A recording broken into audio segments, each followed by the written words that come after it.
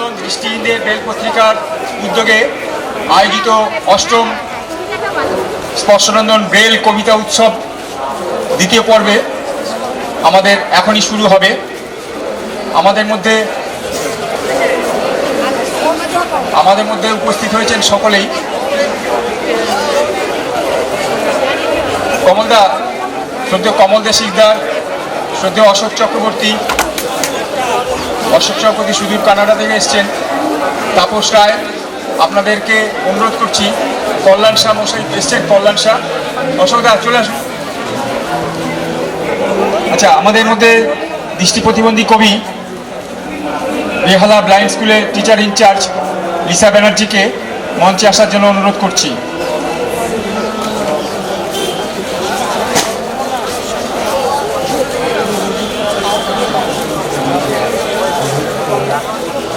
আমাদের এখন শুরু হবে পৃথিবীর প্রথম উদ্যোগ স্পর্শনন্দন অষ্টম স্পর্শনন্দন ব্রেল কবিতা উৎসব, তার দ্বিতীয় পর্ব। প্রথম পর্ব আমাদের গত 17ই জানুয়ারি হয়ে গেছে লাইট হাউস ফর দি ব্লাইন্ডে। এখনই শুরু হবে আমাদের দৃষ্টি প্রতিবন্ধী কবিদের কবিতা উৎসব। তার আগে আপনাদেরকে জানিয়ে রাখি, আমাদের গত 9ই জানুয়ারি আমাদের একটি বই প্রকাশ হয়েছে, দৃষ্টি প্রতিবন্ধী কবিদের কবিতা সংকলন, যেটা আমরা গুগল সার্চে ঘেটে দেখেছি। পৃথিবীতে এখনো পর্যন্ত এমন কোনো বই প্রকাশিত হয়নি যে বইয়ের মধ্যে একাধিক কবি কবিতা লিখেছে। আমাদের এই আলোর ঝর্ণা, স্পর্শনন্দন আলোর ঝর্ণা, এটা আমরা যারা অতিথি আছেন তারা এখন মেলে ধরবেন সেই আলোর ঝর্ণা, যে বইটি আমাদের গত 9 জানুয়ারি প্রকাশিত হয়েছে। এই বইটিতে 157 জন দৃষ্টি প্রতিবন্ধী কবি কবিতা লিখেছেন। তার মধ্যে 124 জন হচ্ছে 100% ব্লাইন্ড। এবং এই বইটি জন মিল্টনও যেমন আছেন, হোমারও তেমন আছেন, তেমনি আমাদের দৃষ্টি প্রতিবন্ধী কবিরা বিভিন্ন স্থানের, রাঁচি, বিহার, বিভিন্ন জায়গার, ঝাড়খণ্ড, বিভিন্ন জায়গার দৃষ্টি প্রতিবন্ধী কবিরাও আছে, ওয়েস্ট বেঙ্গল। এই দৃষ্টি প্রতিবন্ধী কবিদের কবিতা সংকলন স্পর্শনন্দন আলোর ঝর্ণা আবার দ্বিতীয়বার আমাদের এখানে একটু উদ্বোধন করবেন সকলে। আপনারা দয়া করে একটু বইটা মেলে ধরবেন। এই বইটির দাম হচ্ছে 400 টাকা। তো এখন এই বইটি কিনলে পরে মেলার মধ্যে এই বইটা এখন 300 টাকায় বইটা পাওয়া যাবে।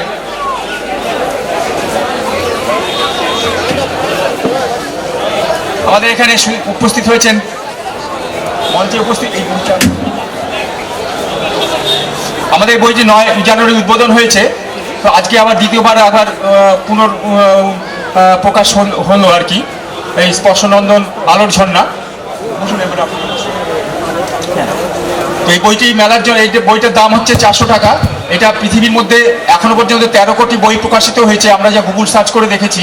কিন্তু এখন এমন একটিও বই নেই যে বইটিতে একাধিক দৃষ্টিহীন কবি বা লেখক লিখেছেন। আমাদের এই বইটিতে 157 জন দৃষ্টি প্রতিবন্ধী কবি লিখেছেন। তার মধ্যে 124 জন 100% দৃষ্টি প্রতিবন্ধী এই বইটি। এবং সেই অর্থে সেই বইয়ের জগতে এটি একটি বিরল ঘটনা। এই বইটি আমরা প্রকাশ করতে পেরেছি অনেক পরিস্থিতি, দীর্ঘ 27 বছরের ব্রেল প্রকাশনার ফসল হিসাবে আমরা এই স্পর্শনন্দন ব্রেল যে আলোর ঝর্ণা বইটি প্রকাশ করেছি। আমাদের মধ্যে উপস্থিত হয়েছেন লিসা ব্যানার্জি, দৃষ্টি প্রতিবন্ধী, বেহালার দৃষ্টি প্রতিবন্ধী স্কুলের টিচার ইনচার্জ লিসা ব্যানার্জি। আমাদের মধ্যে উপস্থিত হয়েছেন কবি অশোক চক্রবর্তী, কানাডা থেকে এসছেন। আমাদের মধ্যে উপস্থিত হয়েছেন শ্রদ্ধেয় কবি কমল দে শিকদার। আমাদের মধ্যে উপস্থিত হয়েছেন তাপস রায়, কবি তাপস রায়। আমাদের মধ্যে উপস্থিত হয়েছেন কবি প্রবাল কুমার বসু। আচ্ছা, এখানে প্রেসিডেন্সি বিশ্ববিদ্যালয়ের বাংলা বিভাগের প্রধান মুস্তাক আহমেদ মহাশয়কে আমরা অনুরোধ করছি মঞ্চে এসে আমাদের মঞ্চকে একটু অলঙ্কৃত করার জন্য।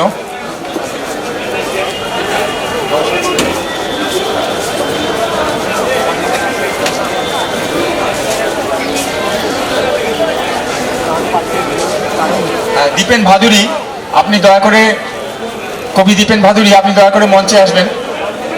হ্যাঁ, আমরা এবারে শুরু করছি আমাদের স্পর্শনন্দন ব্রেল কবিতা উৎসব।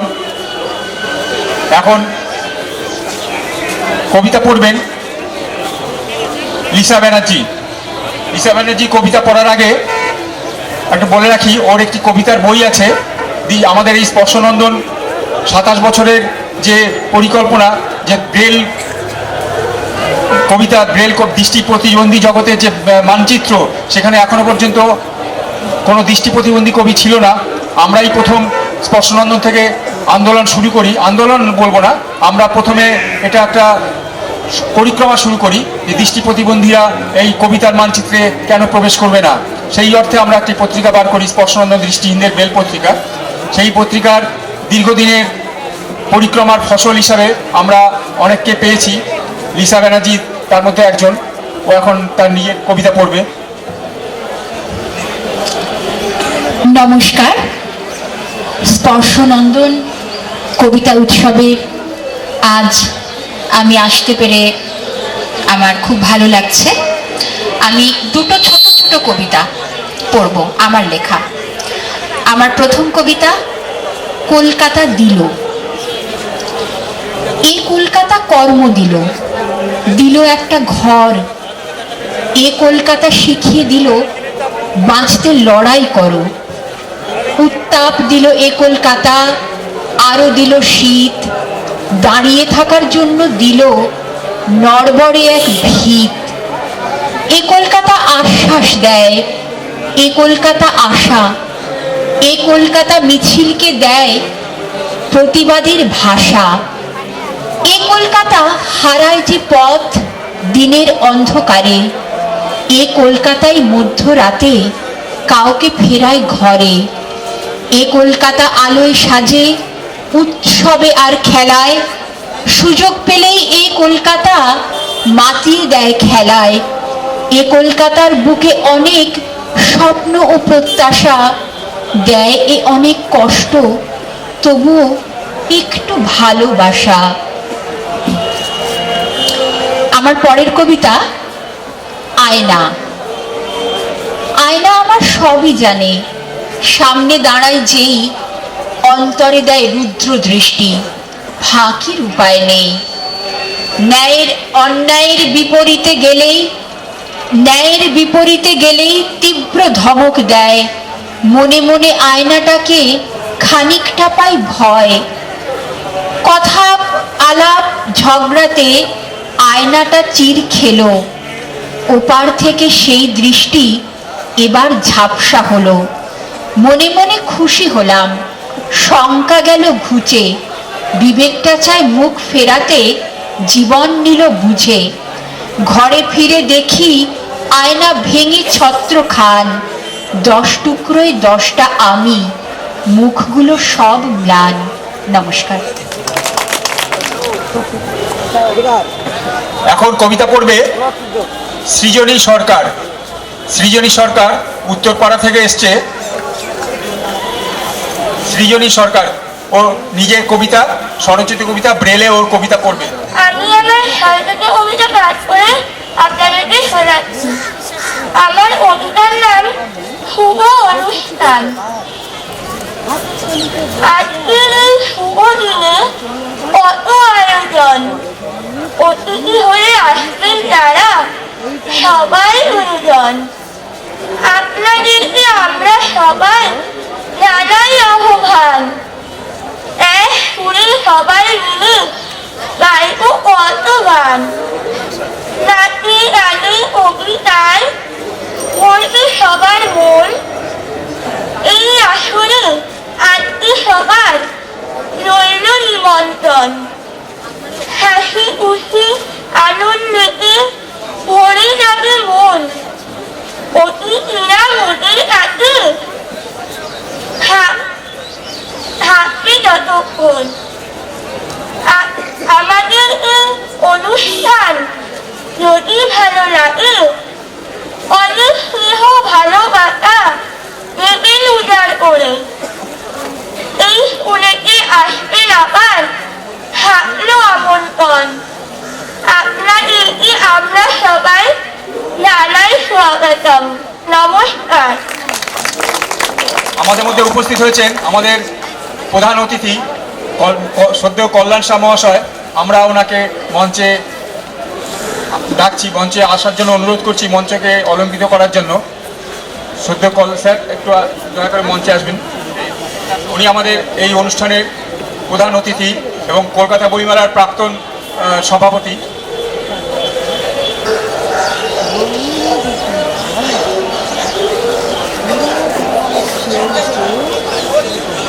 আমার কবিতা পাঠ করবে দিশা মণ্ডল।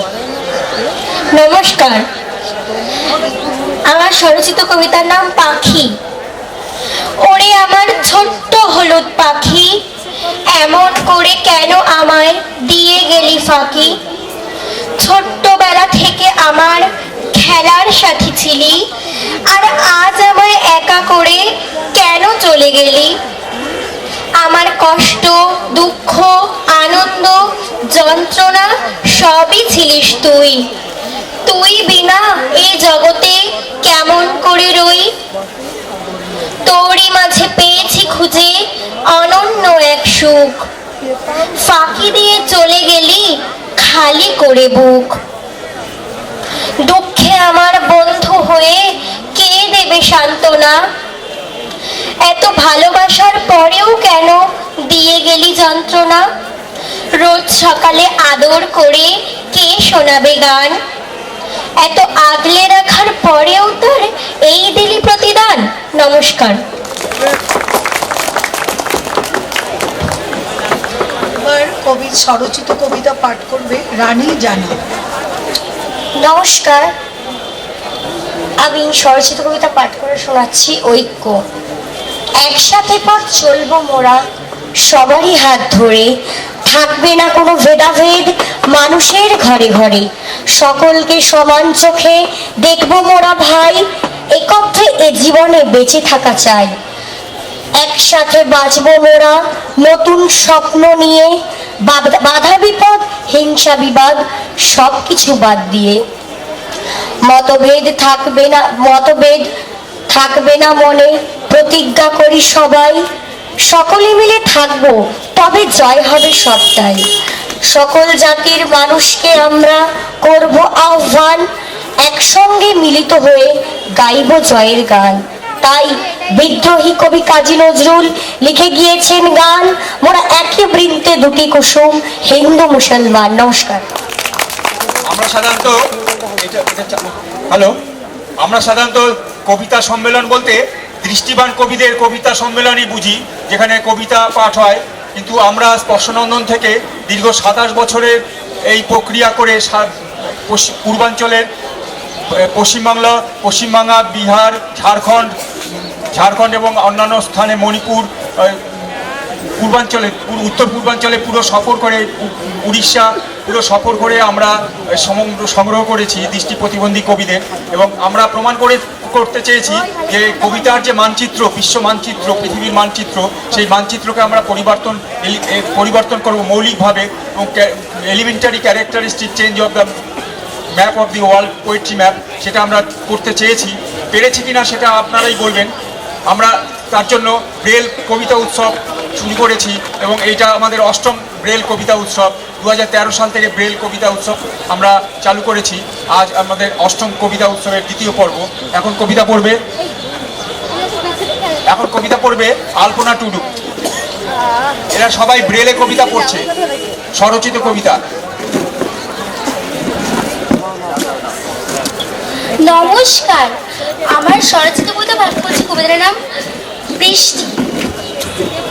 আষাঢ় মাসে শুরুতে যখন প্রথম বৃষ্টি পড়ে, সবার তখন বৃষ্টিতে ভিজতে ইচ্ছে করে।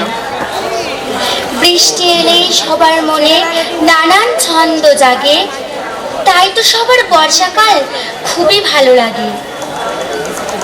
বৃষ্টি এলেই প্রকৃতি এক অন্য রূপে সাজে, রূপবতী এক কন্যা যেন ফুটে ওঠে মনের মাঝে। বৃষ্টির মৃদু স্পর্শে আমার হৃদয় নেচে ওঠে, ফুলের মধু খেতে তখন মৌমাছিরা ছুটে। বৃষ্টি এলেই প্রকৃতি যেন উত্তাল হয়ে ওঠে, ওই সময় ঠান্ডা বাতাস পাগল বেগে ছোটে। নমস্কার। আমাদের মধ্যে উপস্থিত হয়েছে।